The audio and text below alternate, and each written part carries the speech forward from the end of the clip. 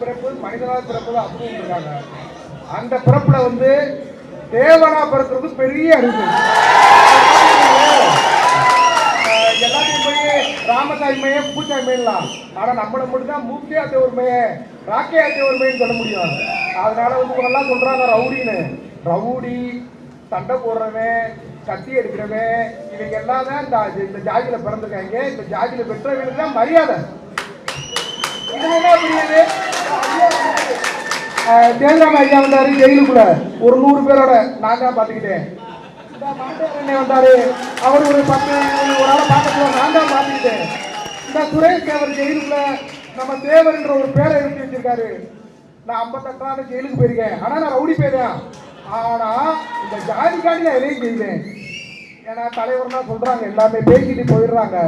நம்மளுக்காண்டி பார்த்தீங்கன்னா மதுரையில் வந்து ஒரு 9 பேரை கொண்டாங்க. அன்னைக்கு வந்து போராட்டம் சும்மா தேவர்கிட்ட வந்து போராட்டம் பண்ணிட்டு போயிட்டாங்க. ஆனால் அந்த 9 குடும்பத்துக்கு எதாவது பண்ணியிருப்பாங்களா? ஆனால் நாங்கள் ஜெயிலுக்குள்ள எல்லாத்தையும் பார்ப்போம். முக்குளத்துக்காரை வந்தால் கூட்டு முதல் தோல் போறவே நாங்கள் தான். ஏன்னா அந்த ரத்தம் எங்களுக்கு தான் ஓடும். இதில் வந்து வீரம் தான் முக்கியம். விவேகம் அதெல்லாம் அடுத்து வச்சுக்கோங்க. கத்திக்கம்பு அறுவாடை எடுத்ததுனால தாங்க நம்ம சுதந்திரத்துக்கு போராடுறதா கூப்பிட்டுருக்காங்க. சும்மா ஸ்டைலுக்காக சாப்பிட்டு தான் கூப்பிட்டுருக்க மாட்டாங்க. புரியுதாங்க? கத்திக்கம்பு வேல்கம்பெல்லாம் எடுத்ததுனால தான் எனக்கு மரியாதை. ஆனால் இந்த இளைஞருக்கெல்லாம் சொல்கிறேன், படித்தவனுக்குலாம் நம்ம ஆளுங்க நிறைய பேர் உள்ளே கிடக்காங்க. அவங்களுக்கு மட்டும் கொஞ்சம் பெயில் இருக்க. ரவுடி பெயிலுக்கு வேணாம், ரவுடி பெயிலுக்கு வேணாம். கோபத்தில் வீரத்தில் ஏதோ ஒரு கொலையை பண்ணிட்டு கிடக்குறேன் பாவம். அவனுக்கு வந்து பெயில் கிடையாது, எதுவும் கிடையாது. நீங்கள் எல்லாம் அந்த உதவி பண்ணுங்க. அதான் என்னோட ஆசை. என்னோட இதை சொல்றதுக்காக நான் வந்தேன். ஏன்னா நம்ம ஆளுங்க நிறையா கிடக்குறாங்க, கஷ்டப்படுறாங்க, கஷ்டமா இருக்கு எங்களுக்கு. நான் எல்லா ஜெயிலும் போயிட்டேன். இந்தியாவில் இல்லாத ஜெயிலே நான் பார்க்காத ஜெயிலே கிடையாது. அங்கே போய் தேவை இருக்கேன். அது இவங்க மற்றவங்களாம் மதுரை ஜெயில் போயிருக்கலாம், சென்னை ஜெயில் போயிருக்கலாம். நான் வந்து டெல்லி பீகார் ஜெயில் வரையும் போயிட்டு வந்துட்டேன். அங்கேயும் தேவர் கிடக்குறாங்க, வீரமாக இருக்காங்க. அவங்களுக்காக உதவி பண்ணுங்க. ரொம்ப சந்தோஷம் பேசுவதற்கு ரொம்ப நன்றி. வீரத்திற்கும் அறிவிற்கும் விளைநிலமாய் திகழ்ந்த தாய் தமிழ் மண்ணுக்கு இந்திய தேசம் தழுவிய அளவிலே மரியாதை பெற்று தந்த மகத்தான தலைவர் பசும்பொன் ஈட்டெடுத்த தேவரையாவினுடைய குரு பூஜை விழா 112வது குரு பூஜை விழா. அந்த விழாவை ஒட்டி தென்பாண்டி மண்ணில் வீரத்தின் விளை நிலமாக இருக்கிற இந்தியாவுக்கே வீரத்தை அடையாளப்படுத்திய மாமன்னர் மருதுபாண்டி சகோதரர் பெருமக்கள், மகத்தான மாவீரர் சிவகங்கை சீமையுடைய பேரரசி வேலு நாச்சியார் ஈண்டெடுத்த தவ புதல்வர்கள் தாய் தமிழ் மண்ணின் தலைநகரமாம் சென்னையிலே சட்டமும் நீதியும் உலகத்தில் தொடர்ந்து நிலவிட வேண்டும் என்கின்ற கருத்தியலோடு இந்த சமூகத்தை வழிநடத்துகிற துறையை, சட்டத்தை படிக்கிற என் ஆரியர் முக்குளத்து மாணவர் சட்ட மாணவர்களுடைய சங்கம் இயக்கம் நடத்துகிற மகத்தான விழா. இந்த விழாவிற்கு தலைமையேற்றிருக்கிற சமூகத்தினுடைய ஆகச்சிறந்த தலைவர் பெருமக்கள், இந்த விழாவை ஏற்பாடு செய்த சட்ட மாணவர்கள், உயிருக்குயிரான மாணவ செல்வங்கள், இந்த மாணவ செல்வங்களுடைய இந்த நிகழ்ச்சியிலே பங்கெடுத்து இந்த இனத்தின் மானம் காக்க அரங்கம் நிறைந்திருக்கிற என் ஆரியர் முக்குளத்து அனைத்து சமூகத்தினுடைய உறவுகள் பெருமக்களை முதற்கண் நான் மாலை வணக்கத்தை பரிசாக்குகிறேன். நான் தமிழ்நாட்டினுடைய அரசியலிலோ, இந்திய தேசியத்தினுடைய அரசியலிலோ அல்லது உலகம் தழுவிய அரசியலிலோ நான் முதலாக அரசியல் பயிரங்கத்திற்குள்ளே காலடி எடுத்து வைப்பதற்கு காரணமாக இருந்தது அடிமை விலங்கை முறித்தெறிவதற்கு, ஆங்கில வெள்ளை ஆதிக்கத்தை தகர்த்தெறிவதற்கு அறவழியிலும் ஆயுத வழியிலும் போராடிய மகத்தான தலைவன் பசும்பொன் முத்துராமலிங்க தேவரையாருடைய கருத்தியல் தான், அந்த தியாக செறிவுதான் தனியரசுவை போன்ற ஆயிரக்கணக்கான லட்சக்கணக்கான இளைஞர்கள் அரசியலுக்குள்ளே வர முடிந்தது. அடிமை இந்தியாவிலே 10 ஆண்டு காலம் சிறை பெற்ற மகத்தான தலைவன், சாதியை மதத்தை கடந்து வர்க்கத்தை கடந்து தான் தமிழனுடைய தன்மானத்தை தலைநிவர செய்த மகத்தான தலைவன். இந்தியாவினுடைய 3 மிக முக்கியமான தேசிய இனங்கள், ஆண்ட தேசிய இனங்கள், வங்கத்து மக்கள், ஒன்று மராட்டியர், 3வது தமிழர்கள்.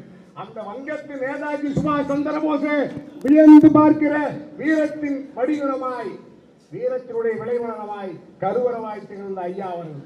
ஐயாவுடைய 112 ஆண்டுகள் கடந்த பிறகும் கூட இப்பொழுதும் சென்னையில வேற எந்த சமூகத்தை சார்ந்தவர்களும் நடத்திவிட முடியாத அளவிற்கு சென்னையினுடைய இதே பகுதியாக இருக்கிற நம்முடைய தி நகரில் இவ்வளவு அழகான மண்டபம், அது ஐயாவின் பெயரை தாக்கி இருக்கிற மண்டபம்.